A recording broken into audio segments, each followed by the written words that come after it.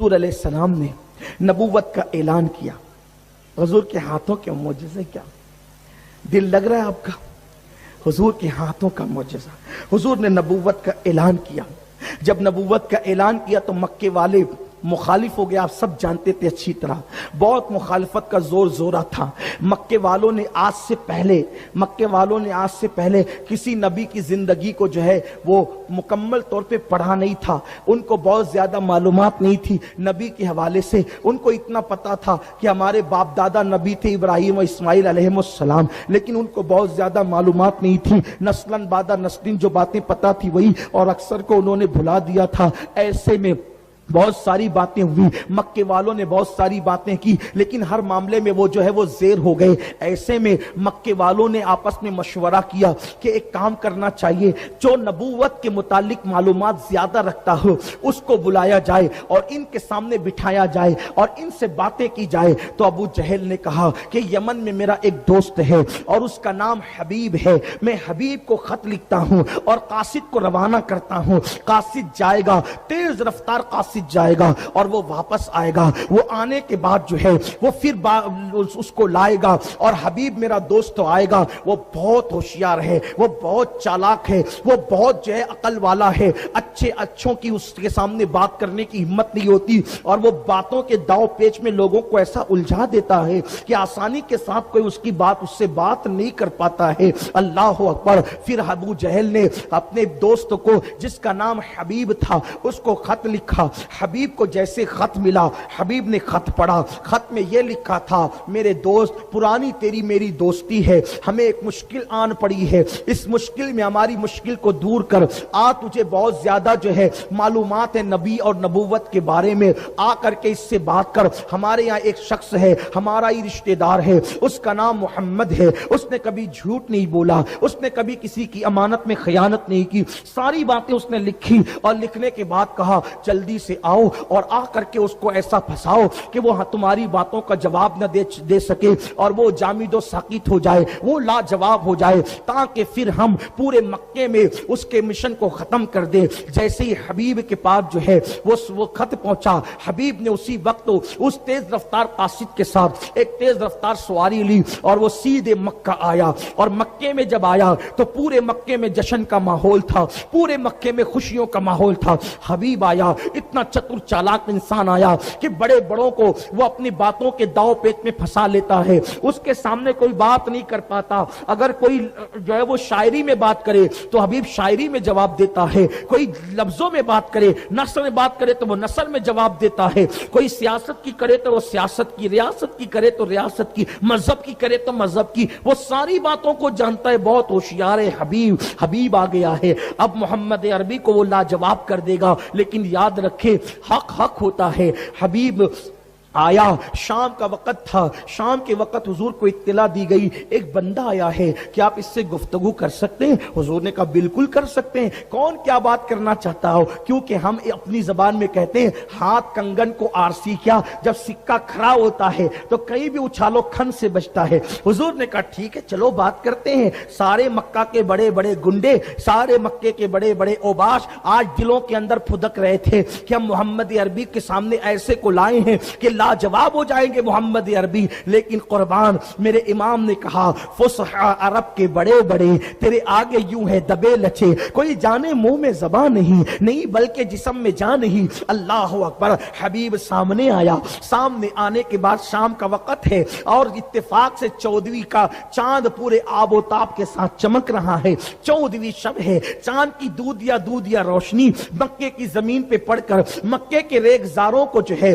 دودیا روشنی سے جگمگا رہی ہے. وہ دودیا روشنی جب میرے نبی کے چہرے پہ پڑ کر وہاں سے نور حاصل کرتی ہے تو دیکھنے والے پتہ نہیں کر پاتے کہ روشنی ادھر سے آ رہی ہے یا ادھر سے جا رہی ہے، روشنی ادھر سے آ رہی ہے یا ادھر سے جا رہی ہے. کیوں چاند سے تشبیہ دینا؟ یہ بھی کوئی انصاف ہے؟ چاند پر تو داغ ہے اور ان کا چہرہ صاف ہے. اللہ اللہ. حبیب یمنی نے کہا اے محمد عربی، میں نے سنا ہے کہ آپ نے دعوی نبوت کیا ہے، آپ نے के नबी होने का दावा किया है। मेरे सरकार ने फरमाया हाँ मैं अल्लाह का नबी हूं। जब मेरे करीम आका ने कहा तो हबीब ने कहा ए मोहम्मद अरबी मेरे दो सवाल है, एक सवाल मैं पहले करूंगा और उसके बाद दूसरा सवाल इस सवाल का जवाब मिलने के बाद करूंगा। हाय हाय मेरे नबी कैसे हैं, मेरे आका कैसे हैं। मेरे सरकार ने कहा बोलो पहला सवाल तुम्हारा क्या है। उसने कहा ए मोहम्मद अरबी ये जो चांद चमक रहा है अगर इस चांद के तुम दो टुकड़े कर दो, मेरा पहला सवाल ये है इस चांद के दो टुकड़े कर दो तो हम दूसरा सवाल करेंगे और वो भी पूरा कर दिया तो हम तुम्हें नबी मान लेंगे, तुम्हारी नबूवत का इकरार कर लेंगे। इसलिए कि जो जादूगर होता है, जादूगर लोगों की नजरों पे जादू कर सकता है, जादूगर जो होता है वो लोगों पर जादू कर सकता है, जादूगर जो होता है वो जमीन की चीजों पे जादू कर सकता है। लेकिन कितना भी बड़ा जादूगर होगा जादू किसी का आसमान पर असर नहीं कर सकता, आसमान की चीजों पे असर नहीं कर सकता। तो अगर तुम नबी हो तो चांद के दो टुकड़े करके दिखाओ। मेरे नबी ने मुस्कुराया और कोई तवक्कुफ नहीं किया, हुजूर ने कोई रुके नहीं बल्कि हुजूर जो है पहाड़ पर चढ़े। उस पहाड़ का नाम जबल अबू कुबैस है। अबू जहल दिल में खुश हो रहा था, इतना मुश्किल सवाल कर दिया, कितना होशियार है मेरा दोस्त हबीब, हबीब यमनी कितना होशियार है कि इतना मुश्किल सवाल किया। अभी मोहम्मद चुप हो जाएंगे। हुजूर मुस्कुराए, जबल अबू कुबैस पे खड़े हुए, मक्के के सारे लोगों की नजरें चांद की तरफ हुई। मेरे नबी ने इशारा किया, क्या बात है, सुभान अल्लाह सुभान अल्लाह। ये हुजूर के हाथ का मौजिज़ा कौता, हुजूर के हाथ का, ये आज की नशिस्त का है हुजूर के, ये आज के, वरना हुजूर के हाथ के मौजज़ात गिनाऊं रात खत्म होगी, बात खत्म नहीं होगी। चौथा मौजज़ा इशारा किया, उंगली का इशारा किया, चांद टुकड़े हो गया। रावी कहते हैं चांद का एक हिस्सा जबल अबू कुबैस के इधर दिखता था। ऐसा नहीं जो कैलेंडरों में और तस्वीरों में बताया जाता है कि बस इतना नहीं किया।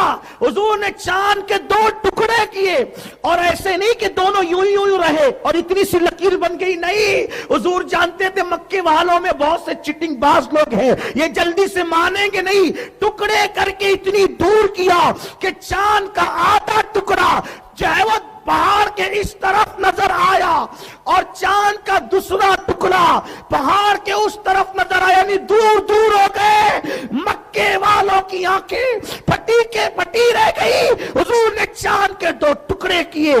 बास की तो हालत यहीं पे खराब हो गई। सोचा कि पहला इतना मुश्किल था, अब दूसरा इससे मुश्किल नहीं हो सकता। तो लोगों ने कहा मोहम्मद ने चांद पे भी जादू कर दिया। हुजूर ने फरमाया चांद पे, तुमने अभी कहा ना कि आसमान की चीजों पे जादू नहीं होता, और अगर तुमको यूं लगता है कि मैंने चांद पे जादू किया या लोगों की आंखों पे जादू किया, तो जो लोग जंगल में सफर पर हैं वो जब आ जाएंगे तो उनसे पूछना कि चांद टुकड़े हुआ कि नहीं हुआ। बल्कि ये तो हुजूर का मौजज़ा है। पूरी दुनिया में जिन जिन लोगों ने उस वक्त आसमान को देखा, उस वक्त जिसने आसमान को देखा उसको चांद के टुकड़े नजर आए। बल्कि हिंदुस्तान में जो इस्लाम सबसे पहले आया, यानी राजा भोज जो है इस्लाम जिसने कबूल किया, ये अब्दुल्ला शाह चंगाल ने जो है वो जो इस्लाम कबूल किया, उसकी वजह क्या बनी बताए? वो अपने बाग में बैठा हुआ था, बाग में बैठे हुए उसने हिंदुस्तान में देखा, गैर मुनकसिम हिंदुस्तान में हिंदुस्तान के राजा ने, उसने कहा ओ देखो देखो देखो चांद दो टुकड़े हो गया, ये क्या हो रहा है? तो उसने अपने नजूमियों को, जादूगरों को बुलाया, कहा ये चांद अचानक दो टुकड़े कैसे हुआ? कहा चांद पे जादू नहीं हो सकता, मक्के में एक मोहम्मद नाम का पैगंबर है जिसके इशारे से चांद के टुकड़े हो गए। सुभान अल्लाह सुभान अल्लाह सुभान अल्लाह। तो उसने यहां से काफिला भी भेजा, उसने यहां से काफिला भी भेजा, वक्त भी भेजा, उसकी तफसील अलग है, अभी वो नहीं बताऊंगा। अच्छा एक बात, चौथा मौजज़ा, चांद के इशारा करके टुकड़े किए, सिर्फ टुकड़े ही नहीं किए, फिर इशारा किया तो वो जुड़ भी गया। सुभान अल्लाह सुभान अल्लाह सुभान। कितने मौजज़े हो गए? 5। एक तोड़ना ना, एक जोड़ना। सुभान अल्लाह सुभान अल्लाह। तोड़ा भी, जोड़ा भी। अगर ना जोड़ते तो आज तक रोजाना 2 चांद निकलते। बेशक। अगर हुजूर न जोड़ते तो रोजाना 2 निकलते, लेकिन जोड़कर 1 कर दिया। कितने हो गए? 5। اب چھٹا ہاتھ کا معجزہ کیا، حالانکہ یہ ایک معجزہ نہیں، یہ درجنوں معجزات کی زنجیر ہے، بے شک لیکن میں اس کو شمار نہیں کروا رہا ہوں، صرف ہاتھ کے جو ہاتھ سے متعلق ہے حضور کے وہ بتا رہا ہوں، جو ہاتھ سے متعلق ہے وہ بتا رہا ہوں۔ اب جو حبیب تھا وہ دیکھو، کچھ لوگوں کو جو اللہ عقل دیتا ہے نا وہ حق قبول کرتے ہیں، کچھ لوگ ضدی ہٹ درم ہوتے ہیں وہ قبول نہیں کرتے، لیکن جو لوگ سچے ہوتے ہیں وہ قبول کرتے ہیں۔ حبیب نے دیکھا نا کہ ایک میرا سوال پورا ہو گیا، اب تو دھیان دیجئے میرے حبیب نے دیکھا ایک سوال پورا ہو گیا، اشارہ کیا چاند کے ٹکڑے، اشارہ کیا چاند جڑ گیا۔ اب حضور نے مسکرا کے کہا حبیب دیکھ لیا نا، دیکھ لیا نا، جی دیکھ لیا، ڈھیر ہو گیا وہ۔ حضور نے کہا اب دوسرا سوال تو کرے گا کہ میں خود بتاؤں؟ کیا بات ہے، سبحان اللہ سبحان اللہ سبحان اللہ۔ دوسرا سوال تو کرے گا کہ میں خود بتاؤں؟ حضور دلوں کے حالات جانتے ہیں، بے شک حضور دلوں کی کیفیت جانتے ہیں۔ حبیب نے کہا اگر آپ ہی بتا دیں تو بڑا احسان ہوگا۔ کہا تیرا سوال بھی بتاتا ہوں، اب جواب بھی دیتا ہوں۔ بول تیرا دوسرا سوال یہی تھا نا کہ تو جب گھر سے چلا تھا، ہائے ہائے، جب تو گھر سے چلا کیا تھا بات ہے، تو سبحان جب تجھے خط ملا تھا، جب تجھے خط ملا تھا تو تو گھر سے چلا تھا تو یہ نیت لے کے چلا تھا کہ پہلا سوال امتحان کے طور پہ پوچھوں گا اور اس کا جواب مل جائے گا تو دوسرا سوال اپنی بگڑی بنانے کے لیے سبحان کروں گا، اللہ، کیا بات اگر ہے۔ وہ نبی ہوگا تو اس سے بگڑی بنواؤں گا، کیونکہ نبی تو بگڑی بنایا کرتا ہے نا، بے شک، بے شک، نبی بگڑی سبحان بنانے کے لیے آتا ہے۔ میں مفہوم کے طور پر اپنے الفاظ کے جامع میں بات کر رہا ہوں۔ حبیب سن تیرا دوسرا سوال یہ ہے کہ تیرے گھر میں تیری ایک بیٹی ہے اور وہ بیٹی آنکھ سے اندھی ہے، اس کے ہاتھ لولے ہیں، اس کے پیر لنگڑے ہیں، وہ چل نہیں سکتی، وہ بول نہیں سکتی، وہ دیکھ نہیں سکتی، وہ سن نہیں سکتی، اس کے پورے اعضاء معذور ہے اور وہ تجھ پر بوجھ بنی ہوئی ہے۔ تو چاہتا ہے کہ اس بچی کو شفا مل جائے۔ بول حبیب تیرا دوسرا سوال یہی ہے نا، تو شفا چاہتا ہے نا، شفا چاہتا ہے نا، بول شفا چاہتا ہے نا۔ اس کی آنکھوں میں آنسو آ گئے۔ ہاں ہاں، حضور نے کہا بول لا الہ الا اللہ محمد الرسول اللہ، کلمہ پڑھ، مجھے نبی مان، مسلمان ہو جا اور جا، تیری بیٹی کو شفا مل جائے گی، سبحان اللہ سبحان اللہ۔ تیری بیٹی کو شفا مل جائے گی۔ اللہ اکبر۔ حبیب کا سوال دل میں تھا، حضور نے کہہ دیا اور حبیب نے سن لیا۔ حبیب کو پتا تھا کہ میرا سوال یہ ہے، یمن میں میرا مسئلہ نبی پاک علیہ السلام مکے میں بیان کر رہے ہیں۔ اس نے کہا بالکل یہی سوال ہے میرا۔ حضور نے جا تیری بیٹی کو شفا مل گئی۔ اس نے پڑھا لا الہ الا اللہ محمد الرسول اللہ۔